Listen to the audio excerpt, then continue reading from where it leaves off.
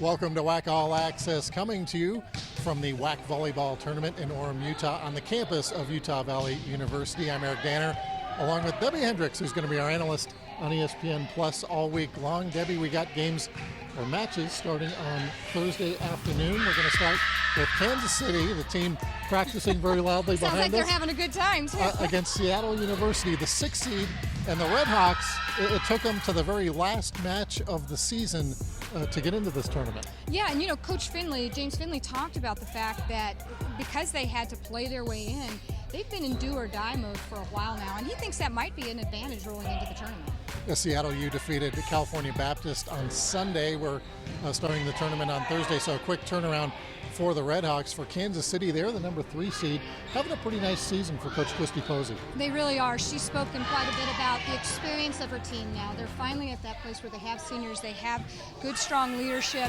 Feels like they're really meeting their potential and playing well late. So they feel good and confident coming into this tournament. Elisha Harrington is one of their top players. We've seen her. You've been calling our matches the last 4 years now at the WAC Volleyball Tournament. You've seen Elisha from a freshman now to a senior, and she's one of the top players in the conference. She is, and again, you know, you see her as an athlete, but talking to Christy Posey, she just can't say enough about how she's transformed her leadership for this program. And this year, she's really blossomed into that leader they believe she could be.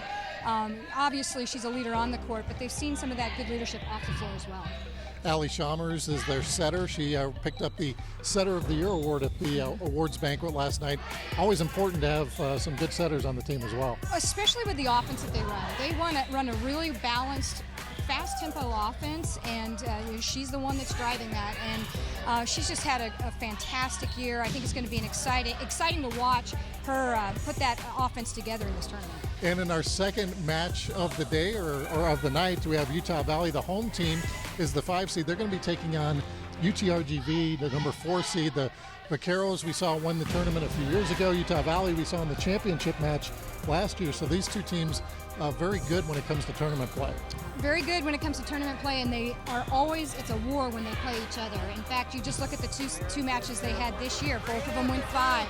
I wouldn't be one bit surprised if we saw that again tonight. They're very different teams, but they seem to match up well against each other, and it's just always a battle. Utah Valley led by Kazna Tadafiti. She was freshman of the year last year. She kind of does a little bit of everything for Utah Valley. She does. I mean, she's a great attacker. She can handle the ball. This year, she's really stepped up her leadership. And Sam Atoa was talking to us the other day about how she's taken the younger players under her wing, and she's really helped them feel comfortable in the program, and that's been a big plus for their team this year. A lot of new faces for Coach Todd Lowry on this year's team, but Barbara Silva, a player that we've seen a number of times, she's a senior this year.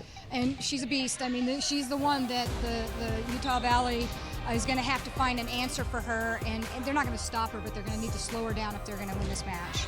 And the number 2 seed in the tournament is Grand Canyon. They get a bye. First time they've been in the tournament. They've been eligible the last 2 years, but for Coach Tim Nolan, it's their first trip to the WAC Volleyball Tournament, and they get a bye. They've had a really good year. They've had a fantastic year, and speaking to him, it seems like they've been working towards this diligently for the last few years, and they've just had some things not go their way. This year, I think everything's fallen in place, and they're finally getting the experience they need, the leadership they need. They're going to be a fun team to watch. And the number 1 seed is New Mexico State, no stranger to winning the conference. They picked up their 6th WAC championship trophy at the awards banquet. Coach Mike Gordon, an undefeated season in WAC play, first time since 2015, and he's really got his team rolling. He does, and you know, we asked him what's been different. There are years that they win the league, but they can't go undefeated through the league. And he just thinks that they're really balanced. They most phases of the game, they're very solid.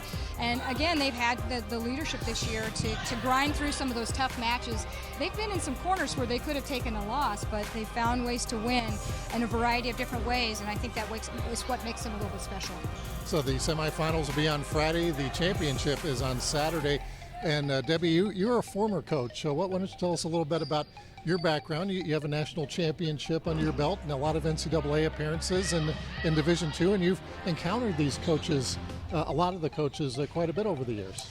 I have. You know, I'm a career Division II coach. I had 2 years in the NAIA, and the rest of my 25 years I spent in Division II.